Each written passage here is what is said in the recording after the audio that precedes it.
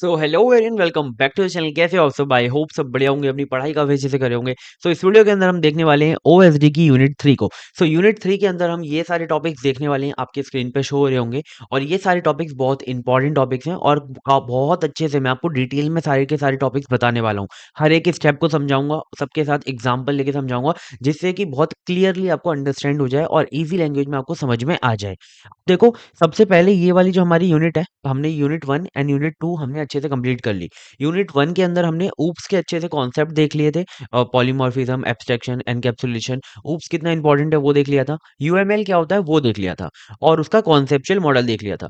Unit 2 के अंदर हमारे यूएमएल के 10 डायग्राम थे। उन 10 के 10 डायग्राम को हमने बहुत अच्छे से समझा था। सारे स्ट्रक्चर और बिहेवियर डायग्राम को अच्छे से देख लिया था। अब हम आएंगे यूनिट 3 के अंदर कि ऑब्जेक्ट ओरिएंटेड डिजाइन कैसे होती है, ऑब्जेक्ट ओरिएंटेड एनालिसिस कैसे होता है, स्ट्रक्चर डिजाइन क्या होती है, स्ट्रक्चर एनालिसिस क्या होता है, जीएसडी क्या होता है, और कैसे हम एक ऊप्स के जो हमारे ऊप्स लैंग्वेज के जितने भी हमारे कॉन्सेप्ट होते हैं उन्हें हम कैसे मैप कर सकते हैं नॉन ऊप्स लैंग्वेज के अंदर। ठीक है, ये सारे मेनली हम कॉन्सेप्ट देखने वाले हैं। सबसे पहले हम स्टार्ट करेंगे ऑब्जेक्ट ओरिएंटेड एनालिसिस क्या होता है। देखो, हमारी जो ऑब्जेक्ट ओरिएंटेड लैंग्वेज होती है या फिर हमारा ऑब्जेक्ट ओरिएंटेड जो हमारी प्रोग्रामिंग होती है, ठीक है, जो हमारा एक पैराडाइम है, स्टाइल है, उसके अंदर दो चीजें हैं। एक तो हम सबसे पहले हमारी जो प्रॉब्लम है उसकी हम एनालिसिस करते हैं। ठीक है, हम समझते हैं कि प्रॉब्लम कैसे है रियल वर्ल्ड के अंदर जाकर, ठीक है, एंटिटीज वगैरह को देखते हैं और फिर हम करते हैं उसकी डिजाइन। हमारा जो हम सॉफ्टवेयर सिस्टम बनाने वाले हैं प्रॉब्लम को सॉल्व करने के लिए, उस सॉफ्टवेयर को बनाने से पहले सबसे पहले हमारा स्टेप आता है एनालिसिस का। हम सबसे पहले एनालिसिस करते हैं, फिर हम करते हैं डिजाइन। ठीक है, फिर हम क्या करते हैं, डिजाइन करते हैं, मतलब कि उसके अंदर कोड नहीं लिखेंगे, सिर्फ हम डिजाइन करेंगे। फिर उस डिजाइन को देखकर हम सॉफ्टवेयर सिस्टम को क्रिएट करते हैं, मतलब हम इंप्लीमेंट करते हैं, कोडिंग करते हैं। तो हमारे कितने हुए, 3 स्टेप हुए। तो सबसे पहला स्टेप होता है हमारा ऑब्जेक्ट ओरिएंटेड एनालिसिस। ठीक है, इसे शॉर्ट फॉर्म में कहते हैं OOA. So object oriented analysis is a process of understanding the problem by identifying real world object, their data, behaviour and their relationships. तो मतलब इसका क्या है कि आपको अंडरस्टैंड करना है आपकी जो प्रॉब्लम है उसको कैसे आप अंडरस्टैंड करोगे। अब रियल वर्ल्ड जो हमारे ऑब्जेक्ट्स हैं उनको आप आइडेंटिफाई करोगे, उनका जो डेटा है, उनका जो बिहेवियर है। ऑब्जेक्ट के अंदर दो चीजें होती हैं, एक तो उसका डेटा पार्ट होता है, एक उसका बिहेवियर होता है, यानी कि मेथड्स होते हैं। ठीक है, और जो हमारे अलग-अलग ऑब्जेक्ट्स होते हैं उनके बीच में क्या होते हैं, रिलेशनशिप्स होता है। तो आपको ऑब्जेक्ट्स के डेटा को, बिहेवियर को और उनके रिलेशनशिप को क्या करना है, आइडेंटिफाई करना है। ठीक है, बिफोर कोडिंग स्टार्ट करने से पहले। ठीक है, सो प्रॉब्लम को समझना ऑब्जेक्ट के थ्रू। सो ऑब्जेक्ट ओरिएंटेड एनालिसिस का क्या मतलब होता है, हम प्रॉब्लम को समझेंगे थ्रू ऑब्जेक्ट। ठीक है, मतलब कि हम रियल वर्ल्ड एंटिटीज को देखेंगे, उनके डेटा, बिहेवियर, उनके रिलेशनशिप को देखेंगे और फिर प्रॉब्लम को समझेंगे। ठीक है, क्लियर है?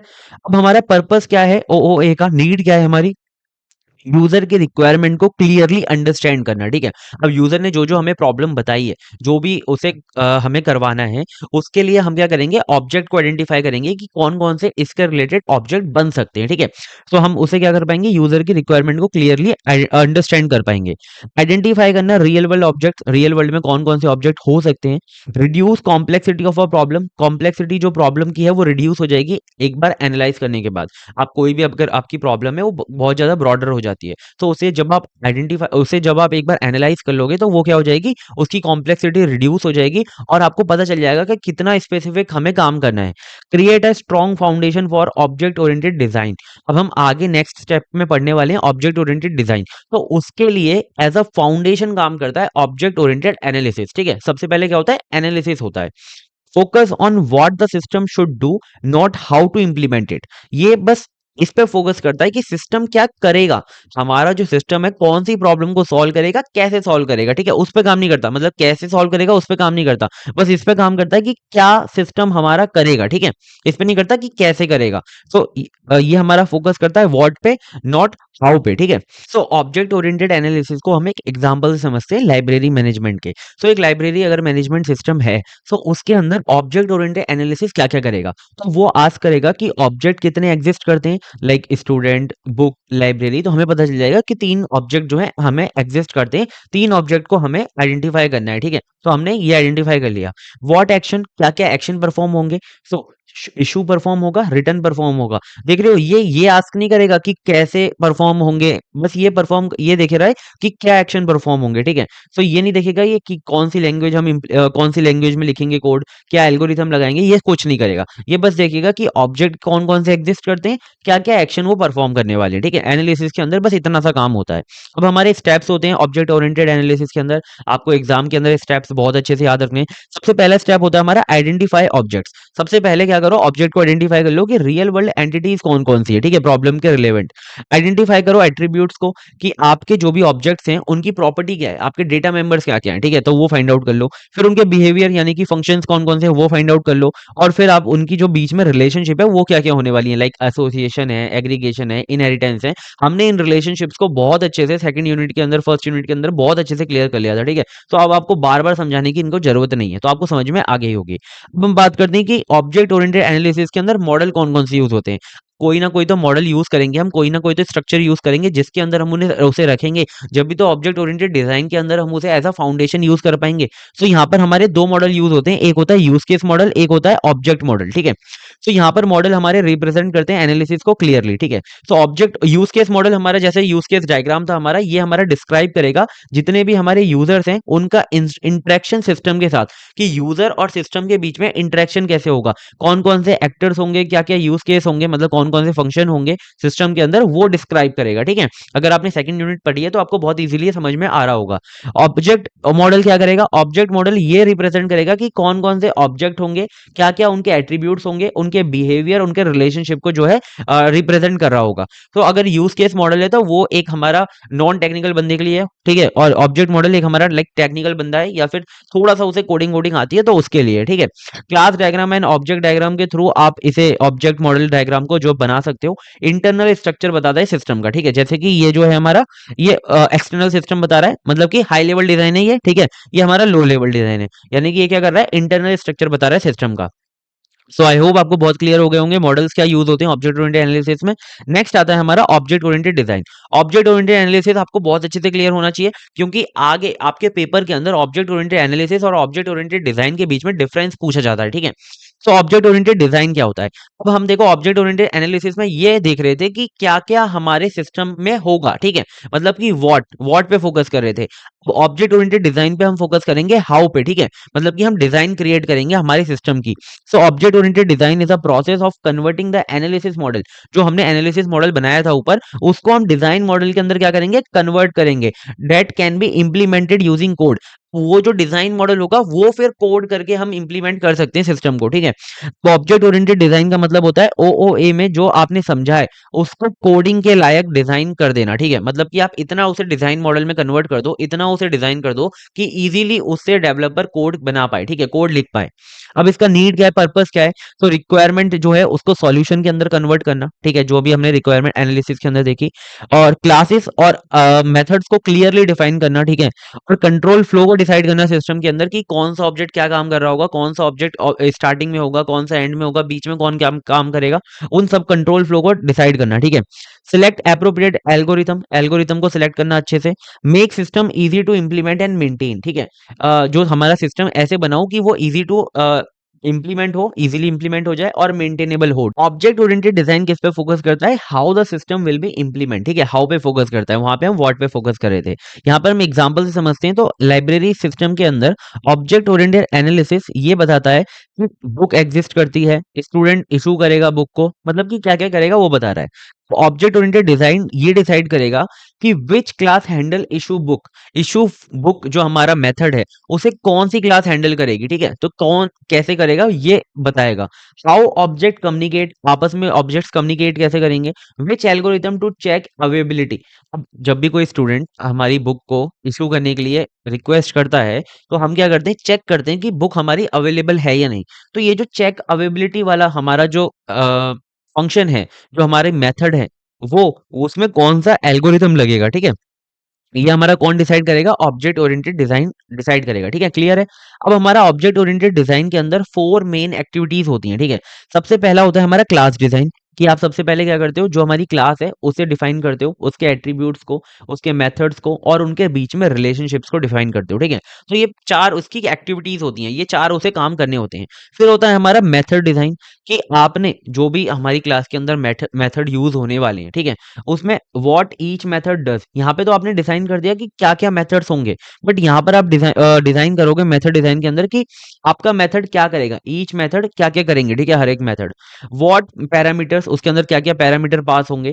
रिटर्न टाइप क्या होगा उनका, वॉइड, डेटा टाइप क्या क्या होगा, ठीक है, इंटीजर, वॉइड, स्ट्रिंग क्या होगा। इंटरनल लॉजिक क्या होगा उनका, मतलब कि आप इसके अंदर फुल कोड नहीं करोगे, क्योंकि यहाँ पे डिजाइन की बात हो रही है, यहाँ पर आप फुल कोड नहीं करोगे, बस आप यहाँ पे लॉजिक बताओगे कि इंटरनल लॉजिक क्या होगा, वो कर क्या रहा होगा, ठीक है। सो मेथड डिजाइन समझ में आ गया। फिर आता है हमारा कंट्रोल डिजाइन, तो यहाँ पर ये बताएंगे कि हमारे जितने भी ऑब्जेक्ट्स हैं, जो भी हमारी क्लासेस हैं, मतलब कि ऑब्जेक्ट्स ही हैं, जो हमारे ऑब्जेक्ट्स हैं उनका फ्लो कैसे रहने वाला है, पहले कौन सा ऑब्जेक्ट जो है प्रोसेस को कंट्रोल करेगा, ऑर्डर क्या होगा मेथड्स कॉल का, कौन सा ऑब्जेक्ट किसे कॉल कर रहा होगा, कौन सा ऑब्जेक्ट फिर किसे रिटर्न कर रहा होगा। तो ये उसका जो पूरा का पूरा फ्लो रहने वाला है हमारे सिस्टम का, वो हम डिजाइन कर रहे होंगे कंट्रोल डिजाइन के अंदर, ठीक है। कंट्रोल अप्रोचेस हमारे तीन होती हैं, एक होती है सेंट्रलाइज्ड कंट्रोल, ठीक है, इफ एल्स का यूज करते हैं यहाँ पे। एक होती है हमारी इवेंट बेस्ड कंट्रोल, जहां पर हमारे कुछ कंडीशंस होती हैं जिनके बेस पर हमारा जो है चेंज हो रहे होते हैं, ठीक है, जो हमारे ऑब्जेक्ट्स हैं वो कंट्रोल हो रहे होते हैं। फिर आता है हमारा स्टेट बेस्ड कंट्रोल, जिसके अंदर हमारे मल्टीपल स्टेट्स होते हैं, और जैसे ही कोई भी स्टेट चेंज होता है, फिर वहां पर कोई प्रोसेस हो रहा होता है, ठीक है। हमने यूनिट 2 के अंदर पढ़ा था स्टेट मशीन डायग्राम, तो उसके अंदर बहुत अच्छे से आपको क्लियर होगा कि स्टेट बेस्ड कंट्रोल कैसे होता है। हमने वहां पर एटीएम का जो एटीएम सिस्टम का पूरा का एग्जाम्पल भी समझा था सब। फिर आता है हमारा देखो क्लास डिजाइन हो गया, मेथड डिजाइन हो गया, कंट्रोल डिजाइन हो गया। अब हम देखते हैं कि एल्गोरिथम सिलेक्शन, ठीक है। अब हमारा जो एल्गोरिथम है, कुछ क्राइटेरिया होते हैं सिलेक्ट करने के, बेस्ट एल्गोरिथम। इफिशिएंसी देखते हैं, जिसकी ज्यादा इफिशिएंसी होती है, जो ज्यादा सिंपल होता है, जो अच्छे से मेंटेनेबल होता है, उस हम क्या करते हैं, एल्गोरिथम को सिलेक्ट करते हैं। अब देखो आगे हम एल्गोरिथम सिलेक्शन वगैरह बहुत अच्छे से देखने वाले हैं, चिंता मत करना, ठीक है। अब यहाँ पर हमारा क्लियर है कि ऑब्जेक्ट ओरिएंटेड एनालिसिस क्या है, ऑब्जेक्ट ओरिएंटेड डिजाइन क्या है, व्हाट एंड हाउ है ओनली, ठीक है। अब हम देखते हैं कि difference between object oriented analysis and object oriented design. तो हम वैसे समझ चुके हैं, ये हमारा क्या करता है, प्रॉब्लम की डोमेन को एनालिसिस करता है ओनली, ठीक है। और ये हमारा जो उसका सॉल्यूशन होने वाला है उसे क्या करेगा, डिजाइन करेगा, ठीक है। ये हमारा फोकस करता है कि what the system should do, ठीक है, व्हाट क्या कर रहा है, और ये करेगा कि सिस्टम वो जो हम बिल्ड करेंगे वो कैसे बिल्ड करेंगे, हाउ, ठीक है। ये इसका फेस होता है हमारा रिक्वायरमेंट फेस, मतलब स्टार्टिंग में आता है। फिर ये इसका आता है डिजाइन फेस, ये बाद में आता है इसके, ठीक है। और व्यू पॉइंट की बात करें तो ये हमारा कस्टमर और कस्टमर या फिर यूजर व्यू पॉइंट के रिलेटेड होता है, और ये हमारा डेवलपर और डिजाइन व्यू पॉइंट के रिलेटेड होता है, ठीक है। ये हमारा हाई लेवल होता है, मतलब ऊपर ऊपर से चीजें हम देख रहे होते हैं, यहाँ पर हम डिटेल में जाके चीजें देख रहे होते हैं, ठीक है।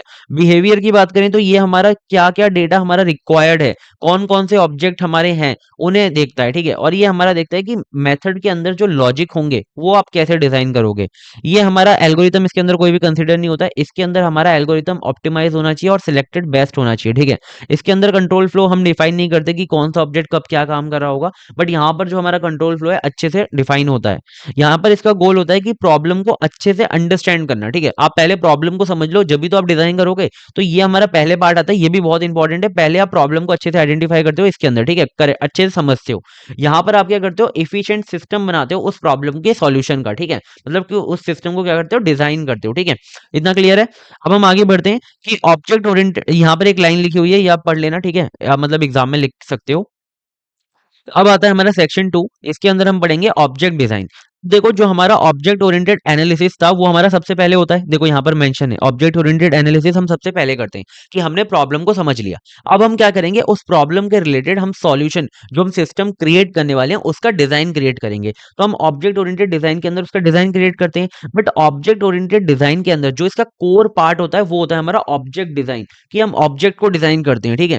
तो वो जो हमारा ऑब्जेक्ट ओरिएंटेड डिजाइन के अंदर हमारा एक पार्ट होता है ऑब्जेक्ट डिजाइन, तो वो हम अब पढ़ने वाले हैं ऑब्जेक्ट डिजाइन। फिर हम जाते हैं कोडिंग फेज के अंदर, ठीक है। सो ऑब्जेक्ट डिजाइन क्या है वो हम अब देखने वाले हैं। तो इतना क्लियर है ना कि हम कहां पर हैं, ठीक है, आपको समझ में आना चाहिए। ऑब्जेक्ट डिजाइन होता है हमारा, it is a process of defining the internal detail of object such as attribute, method, data structure, उनके रिलेशनशिप। अब देखो हमें ऑब्जेक्ट तो पता चल गए, बट ऑब्जेक्ट ओरिएंटेड डिजाइन के अंदर हमें डिजाइन करना होता है। तो यहाँ पर हम क्या करते हैं, जो भी हमारे ऑब्जेक्ट्स हैं उनका इंटरनल जो पार्ट है उसे हम क्या करेंगे, डिटेल में डिफाइन कर रहे होंगे कि उनके अंदर कौन कौन से डेटा टाइप्स होंगे, एट्रीब्यूट्स क्या क्या होंगे, डेटा क्या होगा, उनके अंदर मेथड्स क्या क्या होंगे, ठीक है, फंक्शंस क्या क्या होंगे, उनके अंदर कौन सा डेटा स्ट्रक्चर यूज हो रहा होगा, उनके अंदर बीच में आपस में रिलेशनशिप कौन कौन सी होंगी, ठीक है। ये सबको हम क्या करेंगे, डिफाइन करेंगे। ऑब्जेक्ट डिजाइन बहुत इंपॉर्टेंट बात है, बहुत कोर पार्ट है, ठीक है। ये अगर अच्छे से हो गया तो आपका जो सिस्टम का डिजाइन है वो बहुत अच्छे से इंटरनली वर्क करेगा और काफी इफिशिएंट रहेगा, ठीक है। इसकी इंपॉर्टेंस ये है कि ये हमारा जो एनालिसिस का रिजल्ट आया है उसे हम इम्प्लीमेंटेबल डिजाइन के अंदर क्या करते हैं, कन्वर्ट करते हैं। अब डिफाइन करते हैं ये clear responsibility of each object, हर एक ऑब्जेक्ट क्या कर रहा होगा, ये मेंटेनेबिलिटी को क्या करता है, इंप्रूव करता है और कोडिंग को इजी बनाता है और एरर जो है नहीं आता अगर आप ऑब्जेक्ट डिजाइन अच्छे से करते हो। ऑब्जेक्ट ओरिएंटेड जो डिजाइन है वो एक हमारा ब्रॉडर प्रोसेस है, मतलब कि बहुत बड़ा प्रोसेस है। उसके अंदर एक हमारा कोर पार्ट है ऑब्जेक्ट डिजाइन, ठीक है। ऑब्जेक्ट ओरिएंटेड डिजाइन तो ये डिसाइड करता है कि ओवरऑल सिस्टम स्ट्रक्चर कैसा रहेगा, आर्किटेक्चर कैसा रहेगा ओवरऑल, ठीक है। अब ओवरऑल के अंदर बहुत सारे ऑब्जेक्ट्स आते हैं, तो ऑब्जेक्ट डिजाइन हमारा डिसाइड करता है कि कौन सी क्लास की डिटेल क्या रहेगी, मेथड डिटेल क्या रहेगी, ऑब्जेक्ट कोलैबोरेशन कैसे रहेगा, ठीक है। मतलब अंदर इंटरनल कौन काम कर रहा है, ऑब्जेक्ट डिजाइन कर रहा है। अब हम आगे बढ़ते हैं, फेसेस ऑफ या फिर स्टेप्स ऑफ ऑब्जेक्ट डिजाइन। तो यहाँ पर हम इसके स्टेप्स बहुत इंपॉर्टेंट है, क्योंकि इसके जो एक एक स्टेप्स हैं इन पे 7-7 नंबर का क्वेश्चन बन जाता है एक एक स्टेप पे, सच बता रहा हूँ, ठीक है। अगर इसके स्टेप्स आ गए तो बहुत बढ़िया हो जाएगा कि आप डायरेक्टली स्टेप बता के सकते हो। सबसे पहले आपको क्या करना है, ऑब्जेक्ट को आइडेंटिफाई करना है कि कौन कौन से ऑब्जेक्ट हो सकते हैं। देखो ऑब्जेक्ट ओरिएंटेड एनालिसिस के अंदर हम आइडेंटिफाई कर लेते हैं कि ऑब्जेक्ट क्या क्या होते हैं, बट यहाँ पर हम क्या करते हैं कि स्पेसिफिक करते हैं कि कहीं वहां पर अगर आपने ज्यादा ऑब्जेक्ट को आइडेंटिफाई कर लिया है तो यहाँ पर हम उसे हटा देते हैं, ठीक है। जो फालतू के होते हैं, जो काम के नहीं होते, उन्हें हटा देते हैं, बट जो इंपॉर्टेंट है उनको हम क्या करते हैं, ऑब्जेक्ट आइडेंटिफिकेशन के अंदर आइडेंटिफाई करते हैं। तो सिलेक्ट करते हैं की ऑब्जेक्ट और classes that participate in system. की ऑब्जेक्ट और जो क्लासेस हैं वो कौन कौन से होने वाले हैं जो कि सिस्टम के अंदर हमें चाहिए, ठीक है। तो ऑब्जेक्ट रिप्रेजेंटेशन, दूसरा आता है हमारा ऑब्जेक्ट रिप्रेजेंटेशन। तो ये मैंने यहाँ पे स्टार मार्क इसके लिए लगाया क्योंकि हम इसे आगे जाके डिटेल में देखने वाले हैं। इस पर हमारा 7 मार्क्स का जो क्वेश्चन है वो बन सकता है। अब ऑब्जेक्ट रिप्रेजेंटेशन का मतलब होता है कि how each object is represented, like उसके अंदर के जो हमारे एट्रीब्यूट्स हैं, उसका डेटा टाइप है, उसकी विजिबिलिटी, ठीक है। हम तीन चीज यहाँ पर डिफाइन करते हैं, रिप्रेजेंट करते हैं कि उसके एट्रीब्यूट्स क्या क्या होने वाले हैं, उसके डेटा पार्ट, उसका डेटा टाइप्स क्या क्या होने वाला है और उसके जो विजिबिलिटी है, लाइक पब्लिक, प्राइवेट, प्रोटेक्टेड, वो क्या होने वाली है, ठीक है। हम ये चीज उसमें बताते हैं। हमने क्लास डायग्राम देखा था, ऑब्जेक्ट डायग्राम देखा था, उसके अंदर हमने विजिबिलिटी समझी थी यूनिट 2 के अंदर, तो आपको समझ में आ रहा होगा। अभी हम इसे डिटेल में पढ़ेंगे तो और अच्छे समझ में आ जाएगा कि क्या क्या होता है। अब आता है हमारा third step, classification and packaging. So classification and packaging क्या है कि आपके जितने भी अब आपने ऑब्जेक्ट निकाल लिए, अपनी क्लासेस निकाल ली, तो जो भी आपके रिलेटेड ऑब्जेक्ट और क्लासेस हैं उनको आप क्या करोगे, उनको आप ग्रुप कर दोगे, किसके अंदर, पैकेजेस के अंदर आप उन्हें ग्रुप कर दोगे, ठीक है। कि जिससे कि आपकी जो मेंटेनेबिलिटी है वो अच्छी रहे और आप ज्यादा कंफ्यूजिंग ना हो, आपका जो सिस्टम है, डिजाइन है। फिर क्या करोगे, आप एल्गोरिथम डिजाइन करोगे। इसे भी हम आगे जाके डिटेल में देखेंगे कि आप क्या करोगे, बेस्ट एल्गोरिथम को फाइंड आउट करोगे ऑब्जेक्ट मेथड्स के लिए, ठीक है। फिर आप स्टेप 5 के अंदर क्या करोगे, कंट्रोल इंप्लीमेंटेशन करोगे कि आप कैसे हमारा जो ऑब्जेक्ट्स के बीच में फ्लो रहने वाला है, कैसे होने वाला है, ठीक है, वो आप डिसाइड करोगे। स्टेप 6 के अंदर क्या करोगे, मॉड्यूल फॉर्मुलेशन कर दोगे कि जितने भी हमारी क्लासेस हैं उनको आप ग्रुप कर दोगे इनटू मॉड्यूल्स, ठीक है। इंडिपेंडेंट या फिर रीयूजेबल मॉड्यूल्स के अंदर क्या कर दोगे, उन्हें ग्रुप कर दोगे कि वो आपस में क्या रहेंगे, इंडिपेंडेंट रहेंगे और रीयूजेबल रहेंगे, कि अगर आपको कहीं और जरूरत पड़ती है तो वापस कोड लिखने की जरूरत ना हो, वो मतलब रीयूजेबल हो और इजीली आप अलग-अलग भी काम कर सकें, ठीक है? और जो डिपेंडेंट है उन्हें एक मॉड्यूल के अंदर डाल देंगे। तो हमारे ये 6 स्टेप के अंदर आपको क्लियर हो गया कि ऑब्जेक्ट डिज़ाइन क्या होता है और ऑब्जेक्ट डिज़ाइन कैसे होता है, ठीक है?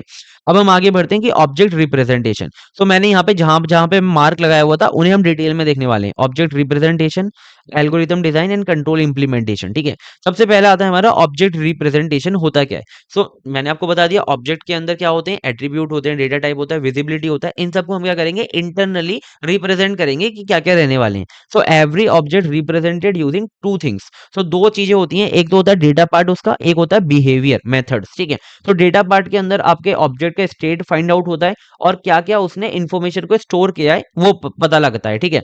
मतलब कि देखो मोस्टली मतलब मतलब ऑब्जेक्ट के अंदर जो डेटा पार्ट होता है वो हिडन होता है, ठीक है। तो वहां पर आप क्या करते हो, मेथड के थ्रू ऑब्जेक्ट को कभी भी एक्सेस कर पाते हो, ठीक है।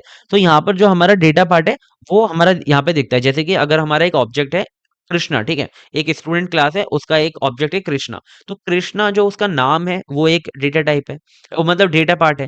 एक मेरा जो रोल नंबर है वो मेरा एक डेटा डेटा पार्ट है। एक मेरी जो एज है वो मेरा डेटा पार्ट है, ठीक है। और मेरे जो फंक्शंस होने वाले हैं, लाइक मैं बोल रहा हूँ, मैं चल रहा हूँ, ठीक है, वो सब क्या है, मेरे फंक्शंस है, वो सब क्या है, मेरे बिहेवियर है। तो डेटा के अंदर हमारे आते हैं इन्फॉर्मेशन, ठीक है। बिहेवियर के अंदर आते हैं हमारे ऑब्जेक्ट के एक्शंस, और हमारे कौन कौन से ऑपरेशन परफॉर्म करने वाला है हमारा ऑब्जेक्ट, वो, ठीक है। अब देखो, इन ऑब्जेक्ट ओरिएंटेड सिस्टम, हमारे ऑब्जेक्ट ओरिएंटेड सिस्टम के अंदर क्या होता है, हमारा जो डेटा और बिहेवियर होते हैं वो कंबाइन होके साथ में रहते हैं, ठीक है। अगर आप फंक्शंस की बात करो, अब अगर आप प्रोसीजरल प्रोग्रामिंग की बात करूँ तो उसमें हमारा डेटा पार्ट और फंक्शन पार्ट अलग-अलग रहते हैं, ठीक है।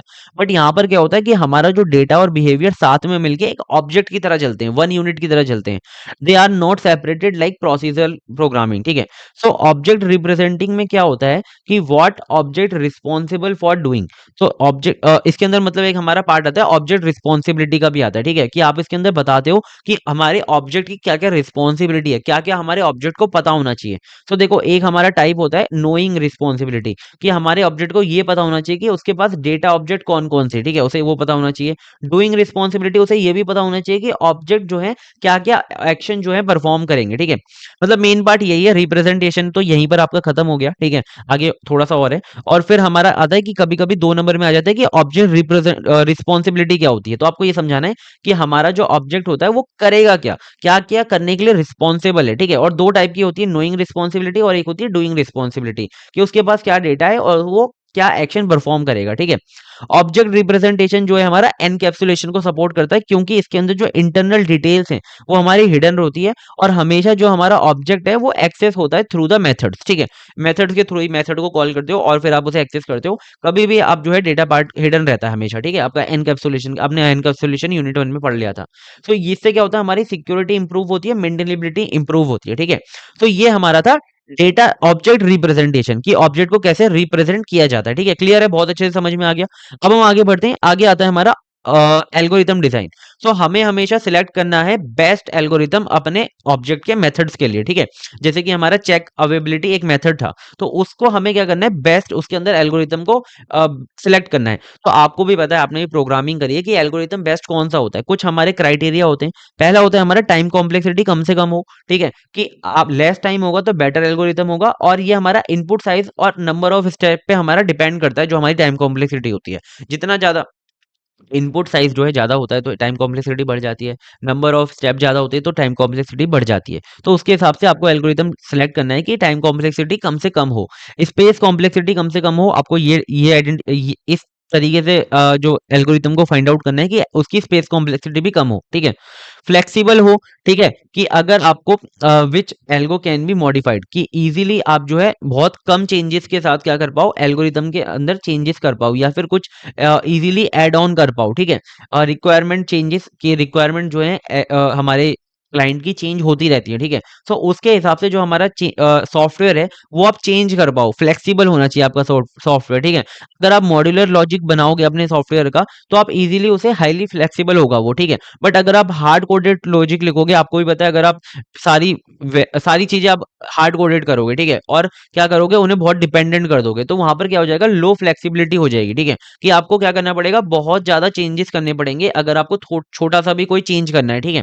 Understandability, easy to read, debug and maintainable होना चाहिए, जिससे कि मल्टीपल डेवलपर जो है एक साथ काम कर सकें, ठीक है। ऐसा ना हो कि भाई आप ओरिजिनल डेवलपर के ही साथ में फंसे हुए हो, ठीक है, कि और डेवलपर जो है वो काम ही ना कर पाए। तो कोड हमारा रीडेबल बहुत अच्छे से होना चाहिए, आपका एल्गोरिथम कैसा होना चाहिए, इजी टू रीड होना चाहिए, इजी टू डिबग होना चाहिए, और इजी टू मेंटेनेबल होना चाहिए, ठीक है। और यहाँ पर लिखा हुआ है कि एल्गोरिथम डिजाइन का मतलब होता है process of selecting and defining step by step logic using the object method to solve a problem efficiently, ठीक है। मतलब कि एल्गोरिथम का मतलब ही क्या होता है, कि स्टेप बाय स्टेप किसी भी प्रॉब्लम को, लॉजिक को लिखना, ठीक है, कि आप उसे समझ पाओ, ठीक है। ऐसा नहीं होता कि ये कोड होता है, ये हमारा एल्गोरिथम होता है। एल्गोरिथम हमेशा हमारा नेचुरल लैंग्वेज में होता है, कि काम करने का बेस्ट तरीका डिसाइड करना, ठीक है, ये तो हो गया, ठीक है। पुअर एल्गोरिथम हमारा जो है सिस्टम को मेमोरी हंग्री बना सकता है, बहुत ज्यादा स्लो बना सकता है और डिफिकल्ट टू मेंटेन बना सकता है, ठीक है, कि मतलब आप मेंटेन ही नहीं कर पाओगे अगर आपका एल्गोरिथम बेकार है और आपका सिस्टम बहुत ज्यादा स्लो हो जाएगा। तो एल्गोरिथम जो डिजाइन करना, सिलेक्ट करना बहुत इंपॉर्टेंट है, बेस्ट, ठीक है। अब आता है हमारा डिजाइन ऑप्टिमाइजेशन। सो डिजाइन ऑप्टिमाइजेशन क्या होता है? अब देखो, हमारा अगर लॉजिक सही है, हमारा लॉजिक जो है बिल्कुल सही है, कोई दिक्कत नहीं है हमारे लॉजिक के अंदर, वो बिल्कुल करेक्ट चल रहा है, क्या हमारा सिस्टम स्लो नहीं हो सकता? हमारा सिस्टम फिर भी स्लो हो सकता है चाहे वो करेक्ट चल रहा हो। तो इसके लिए हमारी जो डिजाइन है वो बहुत अच्छे से ऑप्टिमाइज होनी चाहिए। अगर आपको अपने सिस्टम को बहुत अच्छा मतलब कि फास्ट बनाना है, उसकी परफॉर्मेंस को इंप्रूव करना है, उसके एग्जीक्यूशन टाइम को रिड्यूस करना है, मेमोरी यूजेज को रिड्यूस करना है, या फिर आपको अपने सिस्टम की क्वालिटी को इंप्रूव करना है, तो आपकी जो डिजाइन है वो बहुत ज्यादा ऑप्टिमाइज होनी चाहिए। It is a process of improving the object oriented design to make the system more efficient, faster. ये जो है ना, ये जो मैंने हाईलाइट कर रखे हैं, इन कीवर्ड को याद रखना कि आपका जो सिस्टम है वो कैसा बन जाएगा, more efficient, faster and better performing without changing it functionality, कि आपको उसकी कोई भी फंक्शनैलिटी को चेंज करने की जरूरत नहीं है, बस वो ऑप्टिमाइज करना है आपको, ठीक है। सो जैसे कि अगर आपका डिजाइन जो है करेक्ट है, फिर भी आपका जो सिस्टम है वो स्लो हो सकता है और वो बहुत ज्यादा मेमोरी ले सकता है और डिफिकल्ट टू मेंटेन हो सकता है। तो इसके लिए आपको अपनी डिजाइन को कैसा बनाना है, स्मार्ट बनाना है, ठीक है। अब हम तो कॉल तो अपने कीपैड वाले फोन से भी करते थे, ठीक है, बट स्मार्ट मोबाइल ने क्या किया कि फंक्शनैलिटी को रिमूव नहीं किया, उसे ऑप्टिमाइज किया और उसके अंदर और ज्यादा चीजें लाई कि मतलब भाई आप इजीली टच से जो है उसे यूज कर सकते हो। उसे क्या बना दिया, स्मार्ट बना दिया। उसके थोड़ा मैं आपको एग्जांपल समझा रहा हूँ कि आपको भी अपने डिजाइन की फंक्शनैलिटी को चेंज नहीं करना है, आपको क्या करना है, उसे स्मार्ट बनाना है, आपको उसे ऑप्टिमाइज करना है, ठीक है। सो ऑप्टिमाइजेशन का एक ट्रेड ऑफ होता है, ठीक है। ऑप्टिमाइजेशन का ये सिंपल सा ट्रेड ऑफ होता है कि अगर आपका जो कोड है वो रीयूजेबल है या फिर आपका जो कोड है वो मेंटेनेबल है, ठीक है, तो वो कभी भी ऑप्टिमाइज नहीं हो सकता। सो आपको अगर अपने कोड को, अपनी डिजाइन को, सॉरी डिजाइन की, हम डिजाइन की बात करें, ठीक है, अगर आपका जो डिजाइन है वो ऑप्टिमाइज है, तो वो आपका लेस रीयूजेबल होगा और लेस मेंटेनेबल होगा, ठीक है। कि आप अगर देखो, रीयूजेबल में क्या होता है कि आपको इस तरीके से कोड लिखना होता है कि आप उसे रीयूज कर पाओ बाद में कभी भी, ठीक है, विदाउट एनी चेंजेस, ठीक है। सो यहाँ पर विथ मिनिमल चेंजेस, ठीक है। सो रीयूजेबल कोड के अंदर क्या होगा कि आप ऑप्टिमाइजेशन नहीं देखोगे। अगर आप डिजाइन ऑप्टिमाइजेशन देख रहे हो तो वहां पर क्या होगा कि रीयूजेबिलिटी जो है वो कम हो जाएगी, मेंटेनेबिलिटी जो है वो कम हो जाएगी। तो यहाँ पर हमेशा आपको ध्यान रखना है कि डिजाइन ऑप्टिमाइजेशन के अंदर एक ट्रेड ऑफ होता है कि परफेक्टली ऑप्टिमाइज जो डिजाइन होती है वो मे नॉट बी रीयूजेबल और मेंटेनेबल हो, ठीक है, मे। अब ऑप्टिमाइजेशन की हमारी कुछ टेक्निक्स होती हैं, ठीक है। आपका जो पूरा का पूरा सिस्टम है उसके अंदर जो भी आपके ऑब्जेक्ट्स हैं उनके अंदर क्या करो, एडिंग रिडंडेंट एसोसिएशन, ठीक है। आपको क्या करना है, कुछ एसोसिएशन को खुद ऐड करना है, ठीक है। अब ऐड करने से कैसे भाई रिड्यूस हो जाएगी, ठीक है, ऑप्टिमाइज हो जाएगी। तो ये क्या करेगा, कंप्यूटेशन को रिड्यूस करेगा और आपकी परफॉर्मेंस को इंप्रूव करेगा। कैसे? कि आपका एक एग्जांपल लो, स्टूडेंट से कनेक्टेड है लाइब्रेरी और लाइब्रेरी से कनेक्टेड है बुक, ठीक है। यहाँ पर ये हमारी दो रिलेशनशिप है, ठीक है, तीन ऑब्जेक्ट के बीच में, तीन क्लास के बीच में मान लो, ठीक है। तो यहाँ पर क्या है कि आप क्या करो, एक स्टूडेंट और ऑब्जेक्ट को भी कनेक्ट, स्टूडेंट और बुक को भी क्या कर दो, कनेक्ट कर दो, जिससे कि डायरेक्टली एक्सेसिबल हो, ठीक है। ऐसा ना हो कि अगर स्टूडेंट को बुक को कनेक्ट करना है डायरेक्टली तो उसे पहले लाइब्रेरी के पास जाना पड़े। तो आप एक और क्या करो, यहाँ पर एक एसोसिएशन कर दो स्टूडेंट और बुक के बीच में, ठीक है। जिससे क्या होगा कि एक्सेस जो है फास्टर हो जाएगा, ठीक है। एक आपकी एसोसिएशन ही तो बढ़ेगी, बस एक्सेस जो है वो फास्ट हो जाएगा, ठीक है। फिर क्या है, रिमूविंग अननेसेसरी एसोसिएशन। अगर कोई एसोसिएशन का काम ही नहीं है, उसका कोई मतलब ही नहीं है, कभी जाना ही नहीं है वहां पे, तो उसको क्या कर दो, रिमूव कर दो। जिससे कि क्या होगा कि आपकी जो मतलब कि अगर आप एसोसिएशन वगैरह रखोगे तो कॉम्प्लेक्सिटी इंक्रीज होगी, बट अगर उसे हटा दोगे तो आपकी जो कॉम्प्लेक्सिटी है वो रिड्यूस हो जाएगी, ठीक है। जैसे कि एक लाइब्रेरियन है और एक ऑथर है, ठीक है। अब एक लाइब्रेरियन और एक ऑथर को क्या करना मिलकर, ठीक है, उसे के पास उसकी बुक आ गई, उसे मिलना ही नहीं है उससे, तो क्या करो, लाइब्रेरियन और ऑथर के बीच में जो भी एसोसिएशन है उसे रिमूव कर दो, ठीक है। क्लियर है? सो आपको इतना दो टेक्निक हो गई। तीसरी टेक्निक आती है हमारी ऑप्टिमाइजेशन एल्गोरिथम। जो भी हमारा एल्गोरिथम है उसे क्या रखो, एफिशिएंट रखो, ठीक है। Replace inefficient algorithm with better ones. तो इन एफिशिएंट जो भी एल्गोरिथम है उसे हटाओ और अच्छा एल्गोरिथम लाओ। सेविंग ड्राइव्ड एट्रीब्यूट्स, ठीक है। सो अगर आपका कोई भी ऐसे कैलकुलेशन हो रही है, वो बार बार हो रही है, तो क्या करो, उस कैलकुलेशन को स्टोर करने की कोशिश करो, ठीक है। जैसे कि instant of calculating a value repetitively store it, ठीक है। अगर आपको रिपीटिवली एक ही चीज को बार बार कैलकुलेट करना पड़ रहा है ना, तो क्या करो, उसे स्टोर करने की कोशिश करो जिससे कि आपको उसे बार बार ना करना पड़े। Total marks equal to sum of subject marks, ठीक है। तो ये क्या होगा, बार बार चलेगा। तो आप क्या करोगे, एक आप एट्रीब्यूट बना लोगे टोटल मार्क्स करके, जिसके अंदर आपके जो टोटल मार्क्स है वो स्टोर होंगे, आप उसे डायरेक्टली यूज कर पाओगे विदाउट एनी कैलकुलेशन, ठीक है। सो इतना क्लियर है आपको, मतलब बार बार कैलकुलेट करने की जरूरत नहीं पड़ेगी, एक बार कैलकुलेट करके आपका काम हो जाएगा। तो यहाँ पर हमने क्या देख लिया, यहाँ पर हमने ये डिजाइन डॉक्यूमेंटेशन क्या देखा था, डिजाइन ऑप्टिमाइजेशन देखा था। तो डिजाइन ऑप्टिमाइजेशन बहुत इंपॉर्टेंट है, कभी कभी 7 नंबर में अकेला आ जाता है, ठीक है। अब हम आगे बढ़ते हैं, इंप्लीमेंटेशन ऑफ कंट्रोल, ठीक है। तो इंप्लीमेंटेशन ऑफ कंट्रोल देखते हैं। अब ये क्या है भाई, ये हमारा हमने ओवर ऑब्जेक्ट डिजाइन के अंदर देखा था पार्ट। तो अब हमारा जो कंट्रोल है, मतलब कि अब अलग अलग ऑब्जेक्ट है, पहला कौन सा ऑब्जेक्ट चलेगा, कौन ऑब्जेक्ट जो है इनिशिएट करेगा चीज को, ठीक है। कौन सी कंडीशन पे कौन सा ऑब्जेक्ट चलेगा, कौन सा काम करेगा, पैरेलली कौन काम करेगा, तो वो सारा जो फ्लो है हमारा इसके अंदर आता है, ठीक है। तो हमें उसे इंप्लीमेंट करना है। So how the flow of execution move inside the software system, software system के अंदर which object execute first, next and under what condition, कि कौन सा पहले चलेगा, फिर कौन सा चलेगा, फिर कौन सी कंडीशन में कौन सा ऑब्जेक्ट काम करेगा, कौन कॉल करेगा, ठीक है। ये सारी चीजें कौन देखेगा, इंप्लीमेंटेशन कंट्रोल के अंदर हम देखेंगे, ठीक है। कंट्रोल फ्लो क्या होता है सॉफ्टवेयर का, ठीक है। सो सॉफ्टवेयर के अंदर कंट्रोल फ्लो क्या होता है, ऑब्वियस ही बात है, आपने भी देखा होगा डीएफडी वगैरह बनाते हो कि आप फ्लो देखते हो, ठीक है, कि कौन सा पहले ऑब्जेक्ट चल रहा है, फिर कौन सा ऑब्जेक्ट चल रहा है, ये होता है, ठीक है। It is a order in which statement method and और object are executed in a program, ठीक है। जैसे कि हमारा एक फ्लो चार्ट होता है, उसकी तरह समझ लो कि कौन सा पहले चला, फिर कौन सा चला, ऐसे समझ लो, ठीक है। फ्लो होता है इन ऑब्जेक्ट ओरिएंटेड सिस्टम। अब ऑब्जेक्ट ओरिएंटेड सिस्टम के अंदर क्या होता है कि कंट्रोल जो है ऑब्जेक्ट के बीच में ही मूव हो रहा होता है, ठीक है। ऑब्जेक्ट जो है आपस में कम्युनिकेट करते हैं, सेंड मैसेजेस, ठीक है। वन ऑब्जेक्ट में कंट्रोल द ओवरऑल प्रोसेस, ऐसा भी हो सकता है कि एक ऑब्जेक्ट ओवरऑल प्रोसेस को क्या कर रहा हो, कंट्रोल कर रहा हो। जैसे कि हमारा प्रोसेसर लैंग्वेज में थोड़ा अलग होता है, यहाँ पर थोड़ा अलग होता है, यहाँ पर हमारी बातचीत हो रही होती है ऑब्जेक्ट्स के बीच में, ठीक है, बड़ी बातचीत इनके बीच में हो रही होती है। फिर आता है हमारा कंट्रोल अप्रोचेस। सो देखो, कंट्रोल फ्लो क्लियर है, इंप्लीमेंटेशन ऑफ कंट्रोल फ्लो होता क्या है, इतना क्लियर है ना, कि हमारा जो पूरा का पूरा सिस्टम है उसके बीच में कि कैसे ऑब्जेक्ट्स का एग्जीक्यूशन होगा, पहला कौन सा ऑब्जेक्ट एग्जीक्यूट होगा, फिर कौन सा ऑब्जेक्ट एग्जीक्यूट होगा, कौन सी कंडीशन में कौन सा एग्जीक्यूट होगा, उसका जो फ्लो है हमारा होता है इंप्लीमेंटेशन ऑफ कंट्रोल। अब हम देखते हैं कि हमारे जो कंट्रोल के अप्रोचेस कौन कौन से हो सकते हैं।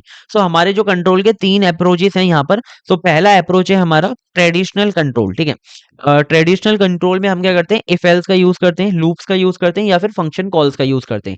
3 टेक्निक्स का अगर यूज कर रहे हो तो वो है हमारा ट्रेडिशनल कॉल, जो कि पहले से चलता आ रहा है, ठीक है। ट्रेडिशनल कंट्रोल, ठीक है।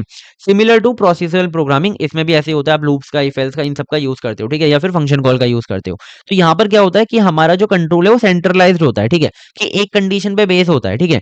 सिक्वेंशियल एग्जीक्यूशन होता है कि ये कंडीशन चलेगी तो ये होगा, ये कंडीशन चलेगी तो ये होगा, ये कंडीशन नहीं चलेगी तो एल्स होगा, ठीक है। इजी टू अंडरस्टैंड, बहुत इजीली अंडरस्टैंड होता है, जैसे कि यहाँ पर एक हमारा लिखा हुआ है, ठीक है, कोड लिखा हुआ है। इफ बुक अवेलेबल, अगर बुक अवेलेबल है तो भाई इशू कर दो बुक, अदरवाइज क्या कर दो, एक मैसेज दिखा दो कि बुक हमारी अवेलेबल नहीं है। तो इतना छोटा सा आपको इजीली पढ़ के समझ में आ गया, ठीक है। इफ एल्स लग रहा है यहाँ पे, ऐसे लूप लग सकता है, फंक्शन कॉल लग सकती है। स्टेट बेस्ड, अब आता है स्टेट बेस्ड। हमने एटीएम सिस्टम का जो देखा था उसके अंदर क्या होता था, हमारे एक एटीएम के हमारे अलग अलग स्टेट होते हैं, ठीक है। एक तो आइडल होता है कि कोई भी कार्ड आपने इंसर्ट नहीं किया, फिर आप कार्ड इंसर्ट करते हो, फिर आप पिन डालते हो, फिर पिन अगर गलत हो गया तो आपको कार्ड निकालना पड़ता है, अगर पिन सही है तो आपको ट्रांजैक्शन पे पहुंच जाते हो, फिर आप कौन सा ट्रांजैक्शन आपको परफॉर्म करना है, इसके अलग अलग क्या होते हैं, स्टेट्स होते हैं। तो execution depend on the current state of a object, कि कौन से स्टेट के अंदर अभी हमारा ऑब्जेक्ट है, उस पर डिपेंड करता है हमारा जो एग्जीक्यूशन है, ठीक है। Object behaviour change when the state change, जैसे ही हमारा स्टेट चेंज होगा हमारे ऑब्जेक्ट का क्या हो जाएगा, बिहेवियर चेंज हो जाएगा। यहाँ पर आप क्या कह रहे हो कि ऑब्जेक्ट तो एक ही है बट उसके स्टेट्स अलग अलग हो सकते हैं on the basis of events, ठीक है। कि जैसे हमारा ट्रैफिक लाइट है, ठीक है, ट्रैफिक लाइट तो एक ही है, बट जैसे ही हमारा 1 मिनट के बाद हमारा ट्रैफिक लाइट रेड हो जाता है, फिर 2 मिनट के बाद ट्रैफिक लाइट ग्रीन हो जाता है, तो ट्रैफिक लाइट तो एक ही है बट उसके स्टेट्स अलग अलग हैं। और किसके बेसिस पे स्टेट चेंज हो रहे हैं, इवेंट, मतलब कि टाइम के बेसिस पे चेंज हो रहे हैं। तो हमारा इवेंट क्या है, टाइम है, ठीक है, बट ऑब्जेक्ट एक ही है। फिर आता है हमारा कंकरेंसी कंट्रोल। अब कंकरेंसी कंट्रोल के अंदर क्या होता है, कंकरेंसी कंट्रोल के अंदर हमारे मल्टीपल एक्टिविटीज जो है एग्जीक्यूट हो सकती है, मतलब कि पैरेलली काम होता है। हमने एक देखा था हमने डायग्राम, उसके अंदर क्या हो रहा था, पैरेलली काम हो रहा था, ठीक है। कि एक जैसे ऑर्डर आया, ठीक है, और जैसे ऑनलाइन ऑर्डर सिस्टम होता है उसके अंदर क्या होता है, ऑनलाइन ऑर्डर सिस्टम के अंदर जैसे ही हमारा ऑर्डर आता है तो 2 काम होते हैं। एक तो हमारा जो इनवॉइस है वो क्रिएट होता है, वो जाता है, और फिर पेमेंट कलेक्ट होती है, ठीक है। और दूसरा काम क्या हो रहा था साथ में, कि अपडेट इन्वेंट्री, कि ऑर्डर आया, आप क्या करोगे, इन्वेंट्री से हमारा ऑर्डर उठाओगे और डिलीवर कर दोगे, ठीक है। एक ये काम हो रहा है, और एक हमारा काम क्या हो रहा है कि बिल जो है, इनवॉइस जो है, उससे हमारी पेमेंट ली जा रही है। तो दोनों काम क्या होती है, पैरेलली हो रहे होते हैं। तो ये हमारा कंकरेंसी कंट्रोल के अंदर आता है, जहां पर मल्टीपल एक्टिविटीज जो है एग्जीक्यूट हो रही होती है सेम टाइम पे, ठीक है। पैरेलल एग्जीक्यूशन ऑफ टास्क को ये सपोर्ट करता है, ठीक है। सो कंकरेंसी कंट्रोल, अगर आपका पैरेलल कुछ काम हो रहा है तो आप यहाँ पर यूज करोगे। तो तीन हमारे ये क्या हो गए, कंट्रोल अप्रोचेस हो गए, ठीक है। ये भी पूछ सकते हैं आपसे। नेक्स्ट आता है हमारा सेक्शन 4, डिजाइन डॉक्यूमेंटेशन। बहुत इंपॉर्टेंट टॉपिक है, ये आ सकता है आपका, ठीक है। डिजाइन डॉक्यूमेंटेशन प्लीज अच्छे से याद रखना।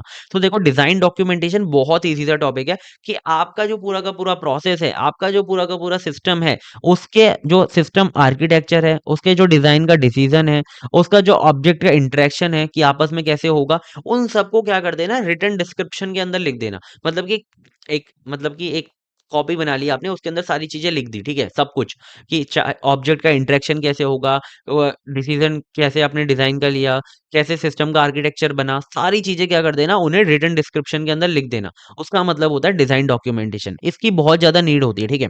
आप सिस्टम के डिजाइन को अच्छे से समझ सकते हो कि कैसे काम हो रहा है। आप मेंटेनेंस एंड अपडेट को क्या करता है, ये सपोर्ट करता है कि आप इजीली मेंटेनेंस और अपडेट्स जो है इसके अंदर चेक कर सकते हो या फिर लिख सकते हो। ये न्यू डेवलपर्स को बहुत ज़्यादा हेल्प करता है कि आप उसे जो है सिस्टम को अंडरस्टैंड वो कर पाए, ठीक है। डॉक्यूमेंट पढ़े और इजीली वो उसे अंडरस्टैंड कर पाए। Reduce dependency on original developer, कि जिसने लिखा है पूरा का पूरा कोड, उस अगर डॉक्यूमेंट तैयार है तो उसे क्या करना पड़ेगा, ओरिजिनल आपको डेवलपर पे डिपेंडेंट नहीं रहना पड़ेगा, ठीक है। Detect and correct design errors, ठीक है, कि आपके जितने भी डिजाइन एरर्स हैं, ठीक है, आपको डॉक्यूमेंट के अंदर दिख जाएंगे, तो आप उसे डिटेक्ट करके करेक्ट कर सकते हो, ठीक है। ये हमारी नीड है किसकी, डिजाइन डॉक्यूमेंटेशन की, कि लिखना बहुत जरूरी है चीजों को, ठीक है। अब हमारे जो गुड डिजाइन होते हैं उसके चार फीचर्स होते हैं, ठीक है। पहला, हमारा जो डिजाइन है वो इजी टू रीड होना चाहिए, यानी कि क्लियर होना चाहिए, ठीक है। उसके अंदर कोई भी एम्बिग्यूटी नहीं होनी चाहिए, मतलब कि एक वर्ड का या फिर एक सिंबल के दो दो मीनिंग नहीं होनी चाहिए, ठीक है। एक मतलब स्पेसिफिक होना चाहिए। सिंपल लैंग्वेज होनी चाहिए, काफी इजीली सबको समझ में आ जाए, चाहे वो टेक्निकल हो नॉन टेक्निकल हो। टेक्निकल टर्म को तो अवॉइड ही कर देना है, ठीक है। तो क्लियर हो, ठीक है। फिर आता है हमारा कॉन्साइज, ना तो ज्यादा लंबा हो ना तो ज्यादा छोटा हो, पॉइंट टू द पॉइंट हो, और अवॉइड अननेसेसरी डिटेल, ज्यादा भी लंबा नहीं बनना है, ठीक है। स्ट्रक्चर्ड हो, ठीक है, मतलब कि प्रॉपर हेडिंग, प्रॉपर सेक्शन, किसी भी एक प्रॉपर जो है फॉर्मेट को फॉलो कर रहा हो। Logical flow of control content जो है वो पता लग रहा हो उसमें, ठीक है, टॉप टू बॉटम। डायग्रामेटिक हो, ठीक है, मतलब कि उसके अंदर डायग्राम वगैरह बने हो, लाइक यूएमएल डायग्राम्स का आप यूज कर सकते हो, ठीक है। विजुअल रिप्रेजेंटेशन का यूज कर सकते हो, ठीक है। तो इससे क्या होगा कि डायग्राम देख के चीजें समझ में आ जाएगी, ठीक है। जो नॉन टेक्निकल बंदे होते हैं उन्हें डायग्राम देखना बहुत अच्छा लगता है, उससे चीजें बहुत अच्छे से क्लियर हो जाती हैं। तो डिजाइन डॉक्यूमेंटेशन बहुत अच्छे से समझ में आ गया, बहुत ईजी था, ठीक है। डिजाइन डॉक्यूमेंटेशन, जितनी भी आप डिजाइन कर रहे हो, सिस्टम आर्किटेक्चर बना रहे हो, डिजाइन डिसीजन, और उसके अंदर जितने भी हमारे ऑब्जेक्ट इंटरेक्शन है, सबको क्या कर दो, लिख दो, रिटर्न डिस्क्रिप्शन, ठीक है। और उसकी नीड बता देना, उसके फीचर्स बता देना, और अगर आपको कुछ लगता हो तो अपने हिसाब से बता देना, ठीक है। अब आता है हमारा सेक्शन 5, जिसके अंदर हम देखेंगे स्ट्रक्चर्ड एनालिसिस। अब स्ट्रक्चर्ड एनालिसिस हमारा क्या है, अब तक हमने देखा कि ऑब्जेक्ट ओरिएंटेड एनालिसिस क्या है, ऑब्जेक्ट ओरिएंटेड डिजाइन क्या है, उसके अंदर क्या क्या होता है, ठीक है। अब तक हमने इतना देखा है, ऑब्जेक्ट ओरिएंटेड की बातें हो रही थी कि हम ऑब्जेक्ट पे फोकस कर रहे थे। अब देखो, अब आता है हमारा स्ट्रक्चर्ड एनालिसिस, ठीक है। स्ट्रक्चर्ड एनालिसिस हमारा होता है जो कि फंक्शन पे फोकस करेगा, ठीक है, डेटा फ्लो पे फोकस करेगा। अब यहाँ पे ऑब्जेक्ट की बात नहीं होगी, ऑब्जेक्ट ओरिएंटेड के अंदर क्या हो रहा था, ऑब्जेक्ट की बात हो रही थी। तो ये हमारा क्या है, structured analysis. Structured analysis is a systematic method of analysing a system.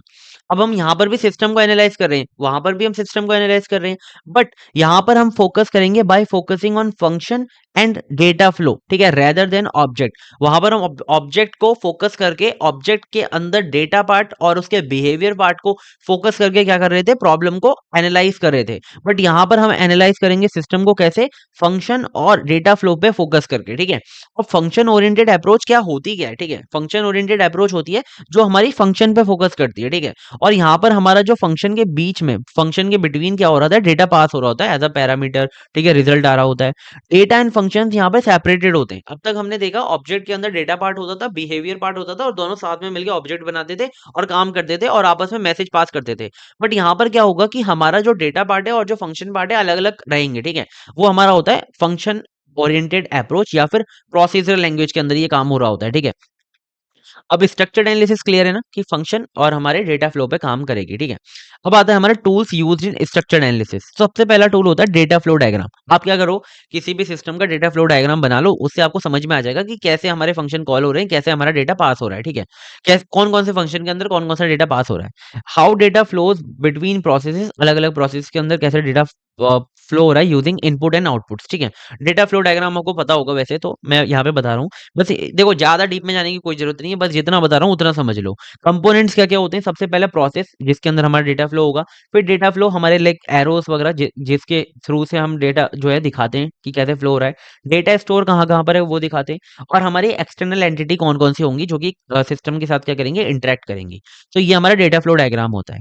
फिर आता है हमारा डेटा डिक्शनरी, की जहां पर हमारी एक सेंट्रल रेपोजिटरी होती है, जिसके अंदर हमारे data elements, data types, meaning of data, ये सारी चीजें क्या होती हैं, डिस्क्राइब होती हैं, ठीक है। जैसे कि यहाँ पर एग्जांपल के लिए बुक आईडी का डेटा टाइप क्या इंटीजर है, स्टूडेंट नेम का जो डेटा टाइप है वो क्या स्ट्रिंग है। तो ये क्या है, डेटा डिक्शनरी के अंदर ये सारी चीजें डिफाइन होती हैं, ठीक है। फिर आती है हमारी डिसीजन टेबल। तो डिसीजन टेबल अगर ये रिप्रेजेंट करती है लाइक कंडीशन, एक्शन, रूल्स, इन सबको डिसीजन टेबल बताती है, ठीक है। ये बहुत जो कॉम्प्लेक्स डिसीजन लॉजिक एग्जिस्ट करते हैं किसी अगर सिस्टम के अंदर, तो वहां पर हमारी डिसीजन टेबल यूज हो रही होती है, ठीक है। मतलब मल्टीपल अगर डिसीजन हैं, ऐसा कोई डिसीजन लॉजिक कोई सिस्टम है, तो उस पर ये वहां पर ये यूज होती है, ठीक है। सो हमारे ये 3 टूल्स होते हैं स्ट्रक्चर्ड एनालिसिस के। अगर स्ट्रक्चर एनालिसिस अलग से आता है तो आपको ये समझा कर आने हैं, ठीक है। अब आता है हमारा स्ट्रक्चर डिजाइन। वहां पर हमारा पहले था ऑब्जेक्ट ओरिएंटेड एनालिसिस, फिर था हमारा ऑब्जेक्ट ओरिएंटेड डिजाइन। अब यहाँ पर भी हमारा स्ट्रक्चर एनालिसिस है, फिर है हमारा स्ट्रक्चर डिजाइन। स्ट्रक्चर डिजाइन हमारा सिस्टमेटिक अप्रोच होता है क्या करने के लिए, सॉफ्टवेयर को डिजाइन करने के लिए।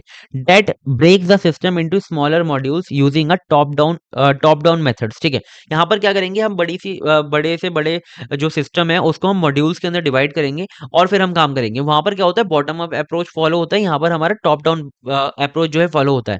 हमने प्रोसीजरल प्रोग्रामिंग लैंग्वेज के बीच में और हमारी ऑब्जेक्ट ओरिएंटेड प्रोग्रामिंग के बीच में हमने क्या देखा था, डिफरेंस देखा था यूनिट 1 के अंदर। वहां पर मैंने आपको बताया था ऑब्जेक्ट ओरिएंटेड के अंदर बॉटम अप अप्रोच फॉलो होता है और इसके अंदर टॉप डाउन अप्रोच जो है फॉलो होता है। यहाँ पर क्या होता है, प्रॉब्लम को क्या होता है, डिवाइड कर दिया जाता है किसके अंदर, छोटे छोटे मॉड्यूल्स के अंदर, ठीक है। और वहां पर क्या होता है, हमारे जो ऑब्जेक्ट्स जो है आपस में मिलकर क्या कराते हैं, मॉड्यूल्स बनाते हैं और एक बड़ा पार्ट बनाते हैं, ठीक है। तो ये बॉटम अप अप्रोच है, वो हमारी क्या है, सिस्टम डिजाइन क्या करती है, फॉलो करती है टॉप डाउन अप्रोच, और वो हमारी क्या फॉलो करती है, बॉटम अप अप्रोच, ठीक है। ऑब्जेक्ट से मिलकर काम होता है, ठीक है। तो यहाँ पर क्या करेंगे, हम मॉड्यूल्स के अंदर डिवाइड कर देंगे और हम सिस्टम की क्या करेंगे, डिजाइन करेंगे सॉफ्टवेयर सिस्टम की, ठीक है।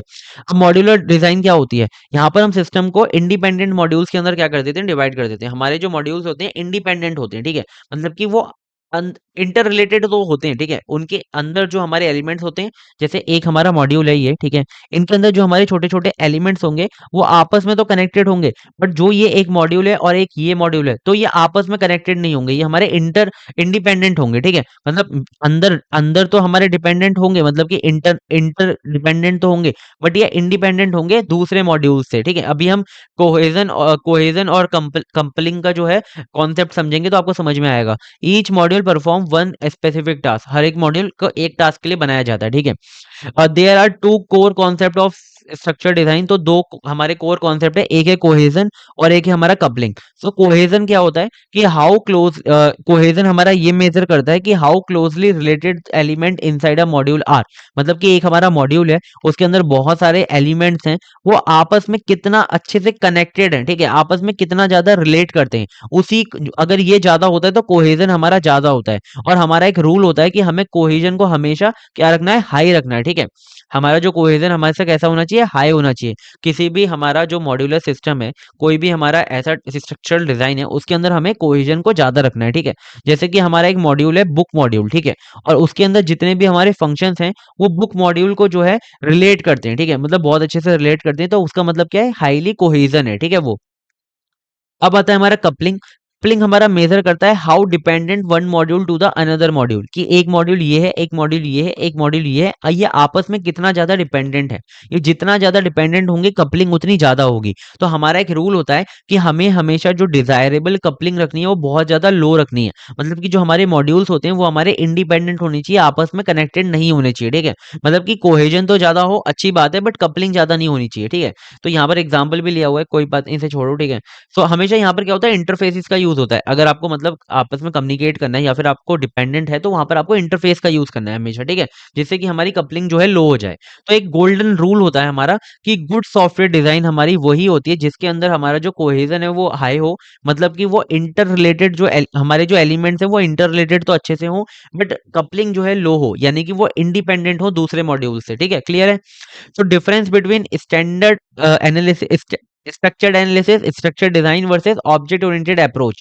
तो हमने जो ऊपर ऑब्जेक्ट ओरिएंटेड अप्रोच देखा था जिसके अंदर हम ऑब्जेक्ट पे बातचीत करते थे, और यहाँ पर हम फंक्शंस पे बातचीत कर रहे हैं, तो उनके बीच में डिफरेंस बताओ। तो हमारा जो ये स्ट्रक्चर्ड अप्रोच है और जो ऑब्जेक्ट ओरिएंटेड अप्रोच है उनके बीच में डिफरेंस क्या है, ये पेपर के अंदर बहुत आता है, ठीक है। अब अगर आपको दोनों अच्छे से समझ में आ गए तो आप डिफरेंस आराम से लिख दोगे कि ये फोकस करता है फंक्शन और प्रोसेसेस पे, ये हमारा फोकस करता है ऑब्जेक्ट्स पे।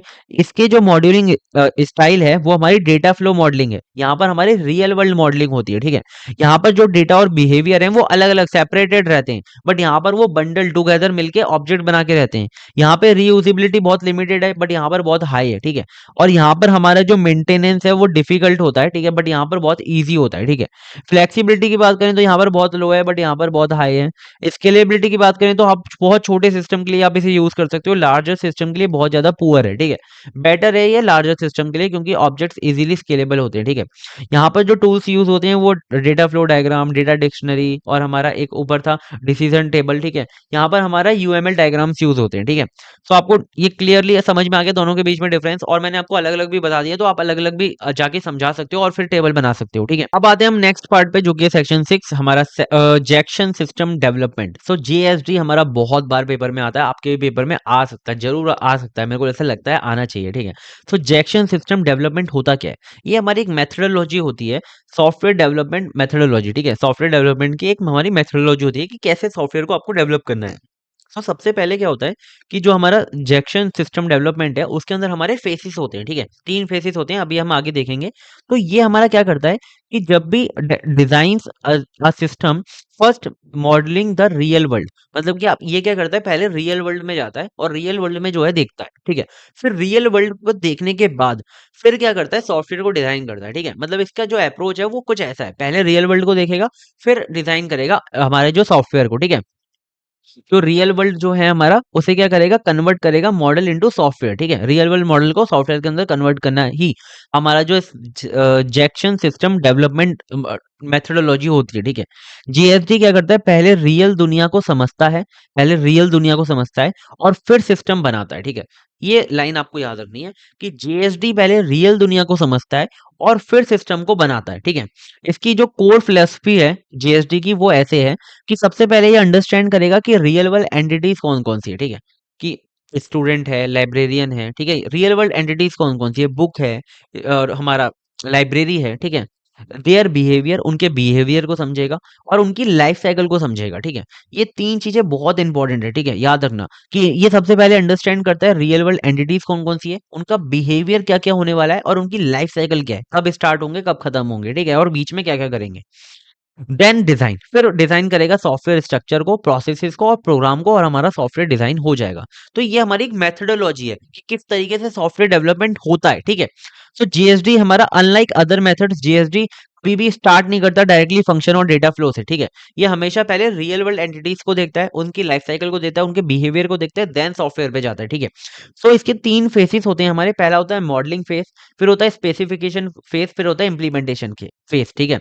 सो मॉडलिंग फेज के अंदर क्या होता है, मॉडलिंग फेज के अंदर रियल वर्ल्ड एंटिटीज को आइडेंटिफाई किया जाता है, ठीक है, कि कौन कौन सी रियल वर्ल्ड एंटिटीज हैं। एग्जांपल के लिए एक हमारा लाइब्रेरी सिस्टम है, तो उसके अंदर हमारी एक एंटिटी है बुक, ठीक है। तो हमने एक रियल वर्ल्ड एंटिटीज को आइडेंटिफाई कर लिया, फिर हम उसकी लाइफ साइकिल देखते हैं, ठीक है।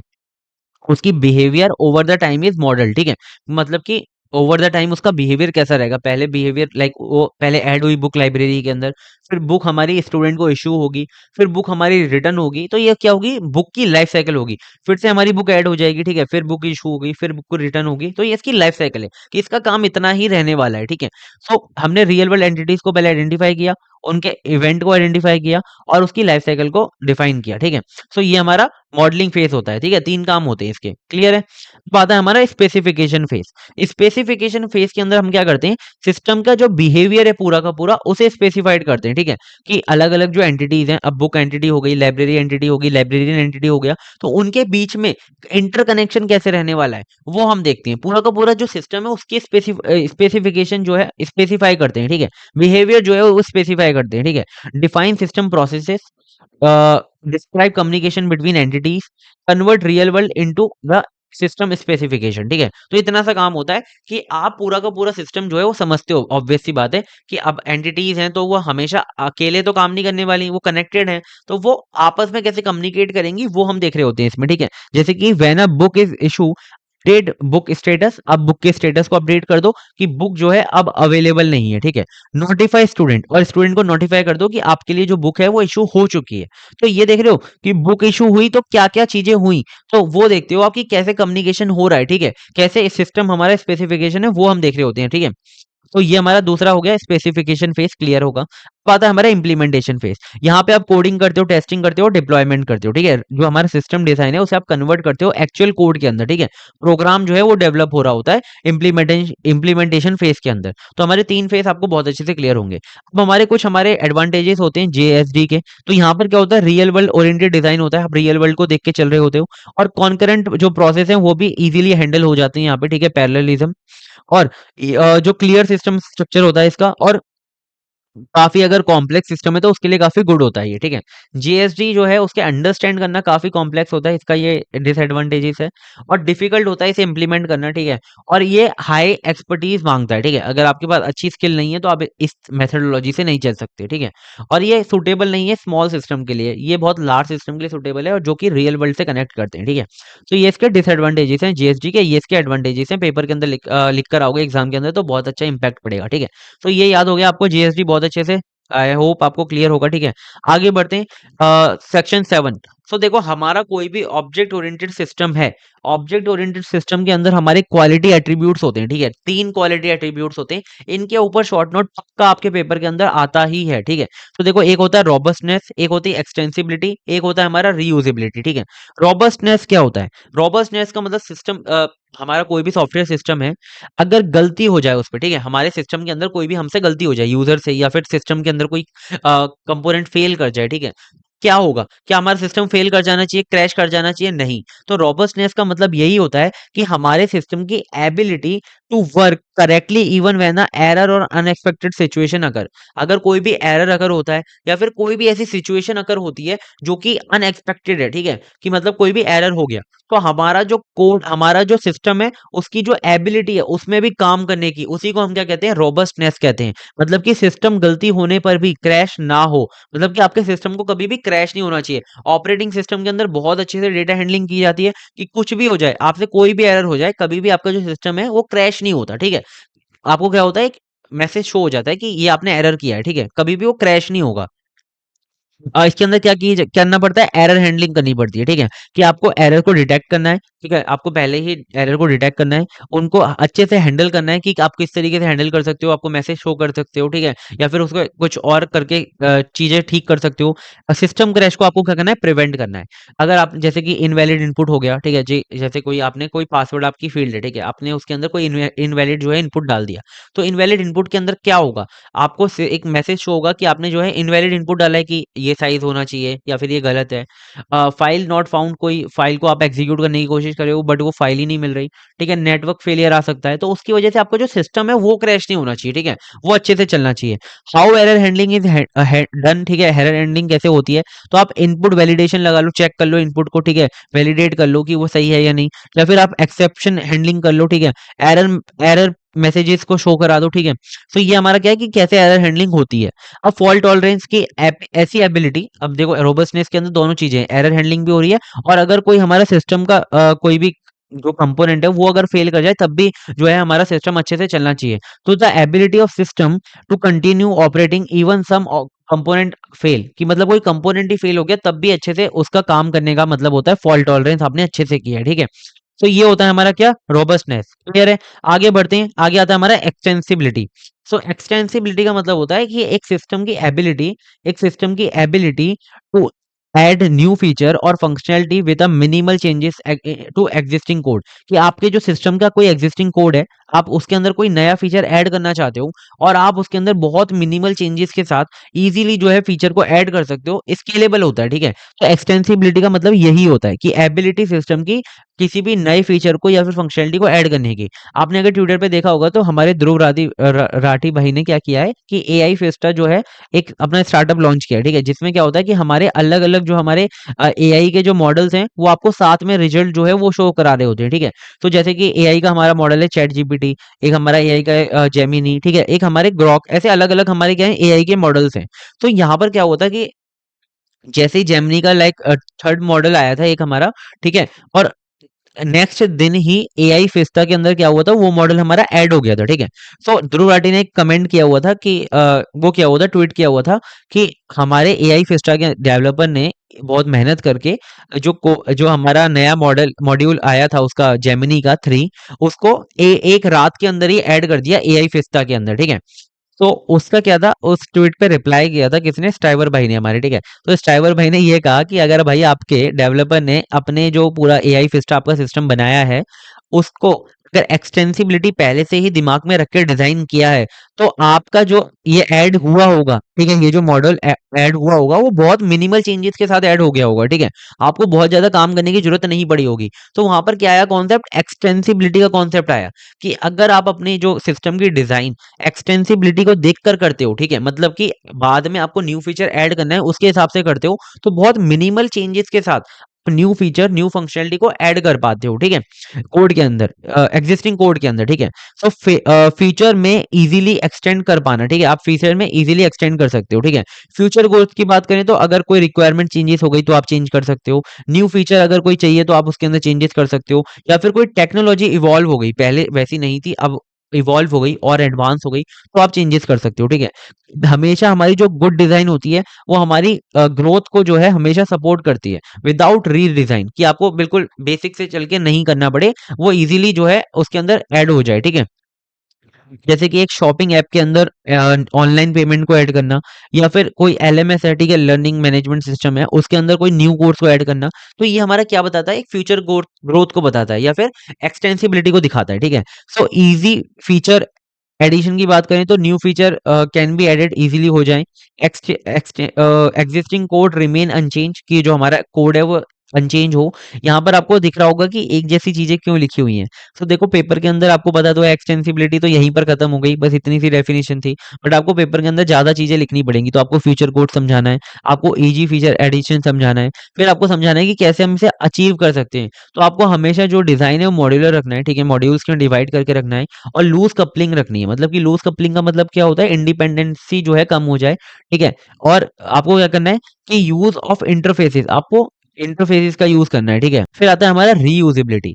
अब ये तो बहुत छोटा सा कॉन्सेप्ट है कि भाई आपकी ये एबिलिटी आपके सिस्टम के सॉफ्टवेयर कंपोनेंट्स को आप इजीली जो है रीयूज कर सकते हो किसी भी मल्टीपल सिस्टम के अंदर या फिर एप्लीकेशन के अंदर। It is the ability to use software component in multiple system और एप्लीकेशन, की मतलब आप एक सॉफ्टवेयर हमारा कंपोनेंट है उसे आप मल्टीपल एप्लीकेशन या फिर सिस्टम के अंदर यूज कर पा रहे हो, जैसे कि एक कोड आपने एक बार लिख दिया फिर आप उसे बार बार यूज कर पा रहे हो, ठीक है।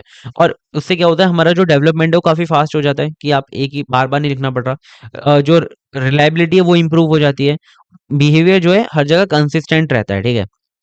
जैसे कि एक लॉगिन मॉड्यूल है, आप उसे मल्टीपल ऐप्स के अंदर यूज कर रहे हो, क्योंकि लॉगिन हमारा हर एप्लीकेशन के अंदर काम आता है, तो उस लॉगिन मॉड्यूल को आप बार बार लिखने की क्या जरूरत है, ठीक है, आपने एक बार लिख दिया अच्छे से, आप उसे बार बार यूज कर सकते हो, ठीक है। अब method payment module reused in many systems, ठीक है, पेमेंट को आप पेमेंट गेटवे होता है या फिर पेमेंट मॉड्यूल होता है, आप उसे इजीली हर एक सिस्टम के अंदर यूज कर पाते हो बिना किसी चेंजेस के, ठीक है। और वो एक ही बार लिखा गया है। रीयूजेबिलिटी जो है हमारी प्रोडक्टिविटी और सॉफ्टवेयर की क्वालिटी को जो है बहुत ज्यादा इंप्रूव कर देती है, ठीक है। कॉस्ट और जो टाइम है उसे भी रिड्यूस करती है, ठीक है, ये तीन इसके पॉइंट है, इससे क्या करती है वो रिड्यूस कर देती है कॉस्ट और टाइम को। तो ये आई होप बहुत अच्छे से क्लियर होगा, ठीक है। नेक्स्ट पढ़ते हैं, लास्ट पार्ट आ गया हमारा जो पूरा का पूरा हमारा यूनिट है, OSD यूनिट 3। सो यूनिट 3 जो है मैंने बना दिया है। यहाँ पर हमारा क्या है कि ऑब्जेक्ट ओरिएंटेड जो हमारे कॉन्सेप्ट होते हैं, उसे आप कैसे मैप कर सकते हो नॉन ऑब्जेक्ट ओरिएंटेड लैंग्वेजेस के अंदर। बहुत सारे हमारी ऐसी लैंग्वेजेस होती हैं जिसके अंदर हमारे ऑब्जेक्ट ओरिएंटेड के कॉन्सेप्ट नहीं होते, बट उन्हें मॉड्युलरिटी की ज़रूरत पड़ती है, उन्हें डेटा सिक्योरिटी की ज़रूरत पड़ती है, उन्हें स्ट्रक्चर डिज़ाइन की ज़रूरत पड़ती है। तो कहीं न कहीं हमें जो हमारे कुछ ऑब्जेक्ट ओरिएंटेड के क्या बोलते हैं फीचर्स हैं, उन्हें चाहिए होते हैं नॉन ऑब्जेक्ट ओरिएंटेड लैंग्वेजेस के अंदर। तो हम कैसे उसे मैप कर सकते हैं वो हम देखते हैं, ठीक है? कैसे उन्हें यूज़ कर सकते हैं। So how object oriented ideas can be partially implemented using non object oriented language like C even through they do not fully supported OOPs, ठीक है? मतलब कि वो फुल्ली सपोर्ट नहीं करते कभी भी ऊप्स को, बट उसके अंदर कैसे हम पार्शियली सिमुलेट कर सकते हैं या फिर यूज़ कर सकते हैं, ठीक है? तो वो हम देखने वाले हैं। सो यहाँ पर हम मैपिंग के कितने 3 देखेंगे, ठीक है? 3 कॉन्सेप्ट देखेंगे, 3 तरीके से की जा सकती है और हम देखेंगे कि क्यों और क्या-क्या नहीं करा जा सकता, ठीक है? इसके थ्रू भी। तो देखो सबसे पहले आपको अगर ऑब्जेक्ट की जगह आप क्या कर सकते हो स्ट्रक्चर्स का यूज़ कर सकते हो। सी के अंदर आपने स्ट्रक्चर्स पढ़े होंगे पहले ही अपने फर्स्ट ईयर में ही पढ़ लिए होंगे। जहाँ पर स्ट्रक्चर्स के अंदर क्या होता है कि हमारे जो मल्टीपल टाइप्स के डेटा टाइप्स होते हैं, वो हमारे ग्रुप होके काम करते हैं, ठीक है? मतलब कि जैसे एक स्टूडेंट टाइप का हम स्ट्रक्चर बना लेते हैं, जिसके अंदर स्टूडेंट का नाम, स्टूडेंट का रोल नंबर, स्टूडेंट की एज, स्टूडेंट के मार्क्स हम जो है स्टोर कर सकते हैं, ठीक है? स्ट्रक्चर के अंदर। स्ट्रक्चर हमारा क्या होता है एक यूज़र डिफाइंड डेटा टाइप होता है, ठीक है? So in object oriented language हम क्या करेंगे non object oriented language structure को हम ग्रुप कर देंगे रिलेटेड डेटा के साथ they they behave similar to object, ठीक है? बस यहाँ पर क्या होगा डेटा पार्ट होगा, स्ट्रक्चर के अंदर क्या होगा डेटा पार्ट होगा। जैसे हमारे ऑब्जेक्ट के अंदर डेटा और बिहेवियर पार्ट दोनों होता है, मतलब फंक्शन पार्ट भी होता है, बट यहाँ पर क्या होगा सिर्फ डेटा पार्ट होगा। हम क्या करेंगे सिमिलर डेटा जो हमारे रिलेटेड डेटा है, ठीक है? उसे हम क्या कर देंगे ग्रुप कर देंगे। जैसे कि हमने स्ट्रक्चर बनाया है स्टूडेंट, जिसके अंदर इसका रोल नंबर और कैरेक्टर यानी कि नेम जो है डिफाइन कर दिया। तो हम बोल रहे हैं कि इसको एज़ ऑब्जेक्ट यूज़ कर लो, ठीक है? सो ऐसे मैप करते हैं। दूसरा आता है हमारा फंक्शन एंड मेथड, ठीक है? तो यहाँ पर क्या करोगे आप फंक्शन को यूज़ करोगे एज़ अ मेथड, ठीक है? जैसे कि ऑब्जेक्ट ओरिएंटेड प्रोग्रामिंग के अंदर हम मेथड का यूज़ करते हैं, यहाँ पर हम फंक्शन का यूज़ करेंगे। सो फंक्शन जो है ऑपरेट होगा ऑन अ स्ट्रक्चर डेटा, जो भी आपने अभी स्ट्रक्चर डेटा लिखा था उसके ऊपर ऑपरेट होगा और फंक्शन और स्ट्रक्चर दोनों मिलके जो है मेथड लाइक बिहेवियर जो है आपको शो कराएँगे, ठीक है? जैसे कि यहाँ पर एग्जांपल भी लिखा हुआ है अवॉइड डिस्प्ले स्टूडेंट, तो यहाँ पर जो भी हमारे स्टूडेंट का डेटा होगा वो हम शो करा सकते हैं इस फंक्शन के साथ, ठीक है? Function act like a method of a student, ठीक है? जो हमारे स्टूडेंट का हमने स्ट्रक्चर बना लिया। अब इसके अंदर जो भी हमारा डेटा पड़ा हुआ है हम क्या करेंगे कि उसको कॉल कर देंगे, ठीक है? तो क्या होगा कि हमारा जो इस स्टूडेंट का जितना भी हमारा डेटा है वो शो हो जाएगा। तो हमें ऐसा लगेगा कि जो स्टूडेंट एक हमारा क्या है ऑब्जेक्ट है और उसके अंदर हमारा एक मेथड पड़ा हुआ है, उसको हमने कॉल किया है और उससे हमारा डेटा दिख रहा है। तो यहाँ पर क्या है कि मैपिंग करने की कोशिश की गई है, ठीक है? अब आता है हमारा रेफरेंसेस जो हमारे यूज होते हैं ऑब्जेक्ट ओरिएंटेड प्रोग्रामिंग के अंदर, हम उसकी जगह पे पॉइंटर्स का यूज कर लेंगे, ठीक है? सो पॉइंटर स्टोर एड्रेसेस, हमें पता है पॉइंटर हमारे एड्रेस को स्टोर करता है। They behave similar to object reference, और बिल्कुल वो बिहेव करेंगे एज अ ऑब्जेक्ट रेफरेंस। तो यहाँ पर हम क्या करेंगे जैसे कि हमने मान के चल रहे हैं कि ये जो स्ट्रक्चर है स्टूडेंट, वो एक हमारा क्या है ऑब्जेक्ट है। तो हम क्या करेंगे स्ट्रक स्टूडेंट और हमने यहाँ पर क्या बना दिया एक पॉइंटर बना दिया एस्ट्रिक एस, तो ये हमारे पॉइंटर बन गया, ठीक है? तो मतलब ये स्ट्रक्चर स्टूडेंट का क्या कर रहा है एड्रेस को स्टोर करके रख रहा है। जैसे कि हम लिंक लिस्ट के अंदर क्या करते हैं नोड का एड्रेस स्टोर करवाते हैं। तो यहाँ पर भी ये जो एस है ना ये पॉइंटर बन चुका है और ये pointer act as a reference to access structure data indirectly. और अब ये क्या कर पाएगा स्ट्रक्चर के डेटा को इनडायरेक्टली एक्सेस कर पाएगा, ठीक है? With the help of pointer, ठीक है? सो ये हमारे 3 कॉन्सेप्ट थे, इनको आपको याद रखना है। स्ट्रक्चर हमारा यूज़ होता है एज़ अ ऑब्जेक्ट और हमारा फिर फंक्शन एज़ अ मेथड और हमारा पॉइंटर एज़ अ रेफरेंस। अभी एग्ज़ाम के अंदर आएगा तो आप लिख पाओगे, ठीक है? अब आता है हमारा क्या लिमिटेशन क्या है हमारे मैपिंग ऑब्जेक्ट ओरिएंटेड कॉन्सेप्ट की to non object oriented language, ठीक है? तो लिमिटेशन क्या-क्या है? सबसे पहले तो आप कभी भी ट्रू इनहेरिटेंस जो है इसके अंदर इम्प्लीमेंट नहीं कर सकते। आपको कोड को कॉपी पेस्ट करना ही पड़ेगा। उसके अंदर क्या होता था कि हमारी जो बेस क्लास है, ठीक है? उससे आप चिल्ड्रन जो हमारी क्लास है ड्राइव्ड क्लास है उसके अंदर डायरेक्टली जो हमारी बेस क्लास है उसकी मेथड्स को प्रॉपर्टीज को क्या कर पाते थे यूज़ कर पाते थे डायरेक्टली इनहेरिटेंस से। बट यहाँ पर क्या होगा आपको रीयूज़ करना ही पड़ेगा, ठीक है? मतलब कि आपको मैन्युअली जो है रीयूज़ करना पड़ेगा, ऑटोमैटिक नहीं होगा, ठीक है? पॉलीमॉर्फिज्म जो है आप यहाँ पर इंप्लीमेंट नहीं कर सकते। Same function can not be behave differently based on the object type, ठीक है। वहां पर क्या होता था कि नेम सेम रहेगा बट अलग अलग फॉर्म्स होंगी, बट यहाँ पर ऐसा नहीं हो सकता। ना तो यहाँ पर ओवरराइडिंग होगी, ना तो यहाँ पर डायनेमिक बाइंडिंग होगी, ठीक है। अब वीक एनकैप्सुलेशन, यहाँ पर कहीं भी एनकैप्सुलेशन आप यूज नहीं कर सकते, ठीक है। No access control, private protected, ये सब यहाँ पर नहीं रहेगा, ठीक है। पुअर स्केलेबिलिटी, यहाँ पर स्केलेबिलिटी बहुत पुअर रहेगी, ठीक है। तो यहाँ पर हमने अपनी unit 3 object oriented system design with C plus plus subject की यूनिट 3 कंप्लीट कर ली है। बहुत अच्छे से मैंने आपको समझा दी है, और हर एक कॉन्सेप्ट को ऐसे समझाया कि आपको समझ में अब आ जाना चाहिए। ऐसे कुछ भी कॉन्सेप्ट नहीं रहने वाला है मेरे हिसाब से जो आपको ना समझ में आया हो। अगर नहीं भी आया तो प्लीज कमेंट करके बताना अच्छे से, ठीक है। और यार देखो, इतनी अच्छे से मैंने वीडियो बनाई है तो लाइक कर देना वीडियो को प्लीज, ठीक है। बहुत मेहनत लगी है इसके अंदर। और एक अपना जो फीडबैक है वो शेयर कर देना कमेंट बॉक्स के अंदर। और please please please multi atoms channel को सब्सक्राइब कर लो। देखो यार, आपके बहुत ज्यादा काम आने वाला है, ठीक है। आपके कोई जूनियर्स हैं, उन्हें जाकर बताओ कि मल्टी एटम्स क्या है, ठीक है। आपको किस तरीके से आपको इतना बढ़िया कंटेंट प्रोवाइड करवा रहे हैं, हर एक सब्जेक्ट पढ़ा रहे हैं विद पीवाईक्यू सॉल्यूशंस। सो आपको सब्सक्राइब करना ही चाहिए, ठीक है। और आपके आगे भी बहुत ज़्यादा काम आने वाले हैं 4th ईयर तक, ठीक है। आपके बहुत ज़्यादा काम आएँगे, और कोशिश करें कि आगे 4th ईयर के बाद भी आपके काम आ पाएँ, ठीक है। सो आई होप आपको वीडियो बहुत अच्छी लगी होगी, और आपको वीडियो बहुत अच्छे से समझ में आई होगी हर एक कॉन्सेप्ट। तो आपका जो अब पेपर है उसको अच्छे से फोड़ कर आना, ठीक है, और अच्छे मार्क्स लाना। मिलते हैं नेक्स्ट वीडियो में, तब तक के लिए bye bye, take care and all the best for exams. अच्छे से पढ़ो, अच्छे मार्क्स लाओ, बाय बाय।